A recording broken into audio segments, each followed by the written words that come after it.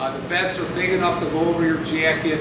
And once we start a parent patrol group, the weather's been so great and nice. So it's always simple right now to get parents. But once the weather starts getting like in the video, the parents start dropping down. So what we ask, and I told Andrew this too, you get a schedule going, commit yourself to whatever you can commit yourself to. Don't be overly committed. Some parents, I'm going to do this every day, I don't care, I'm here more safe for everything. They start out, they have a couple bad weather days, a couple bad incidents, they're getting tired of doing this, they see nobody else is out there but them, now they become a negative person. And we don't need negativity. So then they quit. So what happens now? We don't have anything. I'd rather have our security chief knowing that he's got 1 or 2 parents every day. When he looks at that list on Tuesday, I got Mrs. Smith and Mrs. Jones, fine. Now I can tell them where I need to help. So I mean, everything starts out, everybody wants to be involved in the beginning, but commit yourself to that. And like I said, I'm leaving you with 2 now, and I can get you as many more as the ones in the list that were signed up. So, and again, with the vests, and a lot of schools don't like what I tell them, but you've got to have somebody in authority from the school that handles the equipment. You can't just hand out the vest to the parents here and say, okay, wear it when you come to school. It's not going to happen. They're going to lose it, they're going to quit, we're going to lose the vest. So, whenever you sign up for this program, check in, get your vest, go out there. When you're done, return the vest. If this was a neighborhood walking school, where a lot of children actually walk to the school, then we would possibly set up some parents that would actually walk with the children. It's called a walking school bus. It's very simple, but we pick a designated route where parents all walk together at a set time coming to the school. Then we can, then we can set up a safe, protected route to that school. But right now, most of your parents, like Andrew was telling me, they drop them off, okay? So, now, excuse me again. Okay. Thank you, Andrew. All right.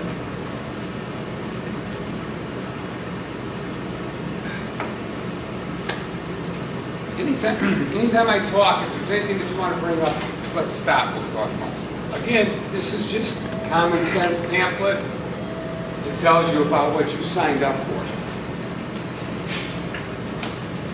This organizing guide, this is something that we use just to sort of go over a few pointers. So again, McCarthy's on the front page with his letter. Who should be involved? We talked about that. How can we get involved? But here, frequently asked questions. Here's a couple of things that we'll just talk about some of them. All right.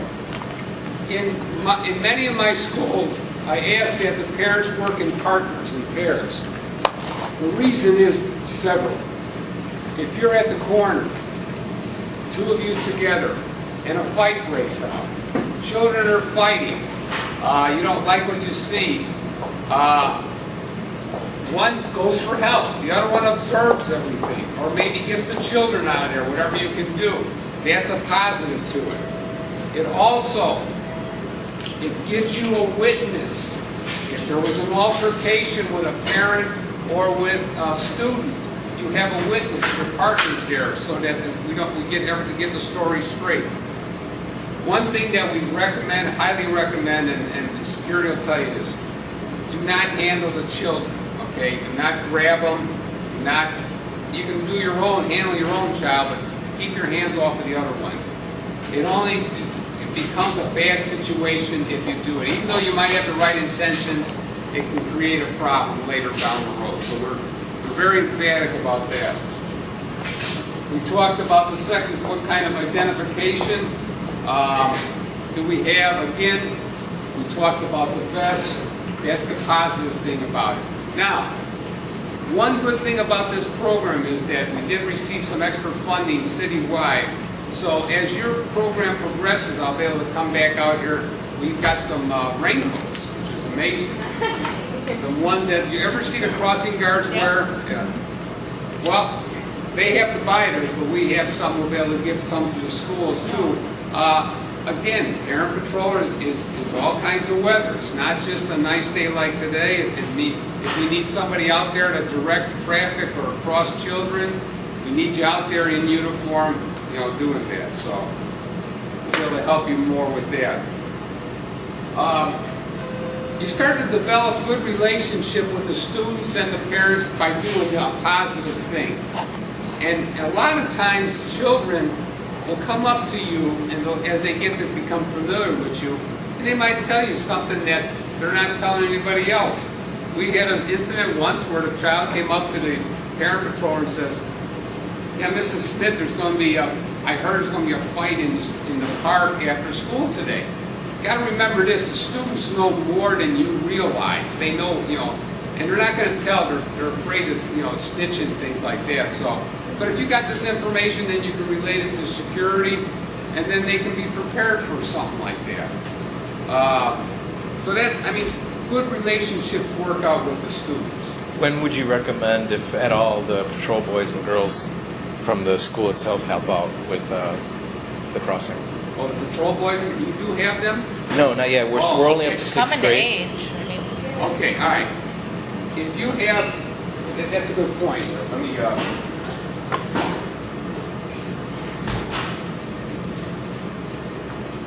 if your school is fortunate enough to start the Patrol Boys program, this is the AAA, that's from the state of Illinois. What they do is they have a separate little pamphlets, training, they give them the belts, things like that. If you even contact the person in the back of it, his name is Nick Jarmos. His father was my commander in the 9th District, so he's very positive on Parent Patrol, on crossing guard information and stuff like that. So if your school decides to do a Patrol Boys and Girls, all right, what works is this. If they're going to work with the crossing guard will tell them what to do. If they're going to set up, if you're going to maybe set up your own corner without a crossing guard, we have, in the police department, we have a crossing guard guidelines pamphlet that I could give to a person, some helpful tips on how to cross safely. But if you just put patrol boys and girls out on a corner on their own, it becomes a typical situation because a lot of times they don't get the respect of the older students or parents. If they're going to do this to a parent, she's going to just walk around their arms. You know, she's going to cross. She's got her child. She's going to do what she wants. So, if you have patrol boys and girls, have adults out there with them, that'll work real well. It works when you see us. If you ride by a school that has patrol boys or parents working with the crossing guard, it's a smooth operation, especially on these major streets. Are there any neighborhood schools that you know that are actually implementing that we can go and see? Well, I set up a program at the drop-off line I set up at St. Mary's Star Receiver. In this neighborhood, I'd have to get back to you. I'm trying to think. We haven't had many the UNO schools on 47th Street there now.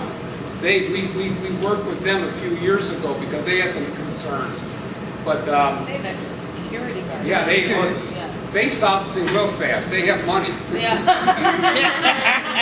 They have money, so actually what they did was I came out and I trained the security. We worked at a roundtable meeting with the security guards, and it became real smooth. Yeah. You know, I gave them the best, and it went on. So. but again, it's adults out there. Yeah, but there are adults out there too. But again, you can do whatever you want to do, but you just got to work together to solve the situation. Now, I'll get back to Andrew. I'll check the schools in the 8th District, which schools that we have some successful ones. You mentioned Pilsen.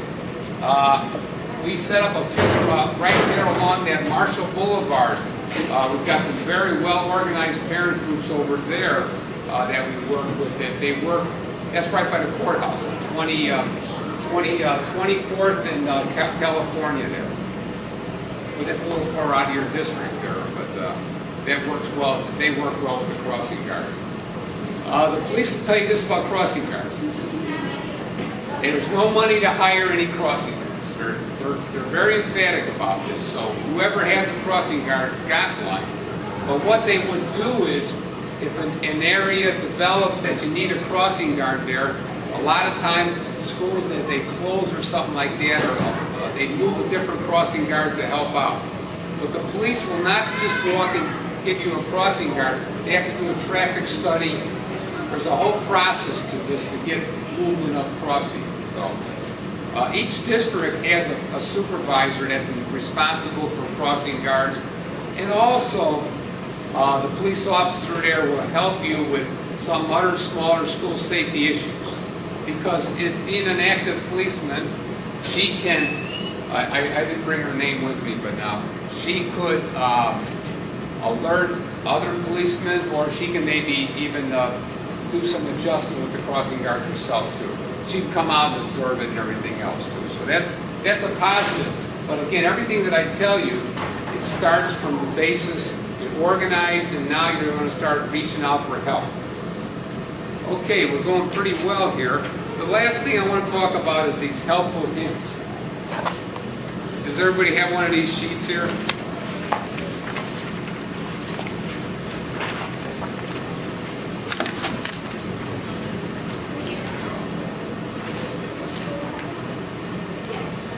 I even brought them in Spanish, but wait, everybody hears it. Yeah, we could get a Spanish one. Well, I want to Yeah, Any we can make information copies. you have in Oh, Spanish. I'm going to scan some of these and Yes. put them online. Yes. Okay. Yeah, awesome. We can put them up on the portal. We have a section on the current We safety. also need a copy of the On the portal, Yeah, like a section on Yeah. current patrol. That's excellent, yeah. I mean, as we get more implemented, we can have, as the schedules are made, put those up there. Do you want a Spanish one now? We wanted Just for so we have to a have as Okay. Are reference. you going to take it, the Spanish I'm going to scan it. one? and Okay, put it good. online. Great. Yeah, thank you. Okay. All right, on this helpful hints tip, English and Spanish. Okay. By the way, when you go onto the website, encourage your Spanish friends to go on the website, because you click Espanol and the website becomes in Spanish. So it's a very positive website. As a matter of fact, you could even did it here, you could have hooked up on it. Do you have email capacity?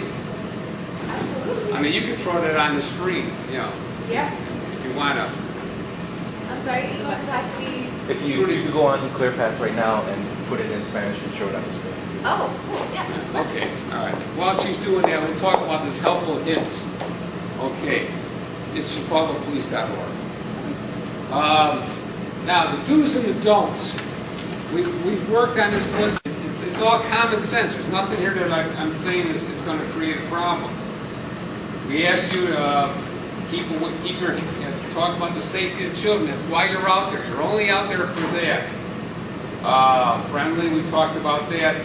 Patrolling groups of two, we talked about that. Report to your assigned location so the security chief knows where you're going to be. Keep the students moving from to and from the school. It's not on that video, it's just a website. That's a positive, and all the schools will tell you this. Congregation of students anywhere creates a problem. Teenagers are going to drive by, other students walking around.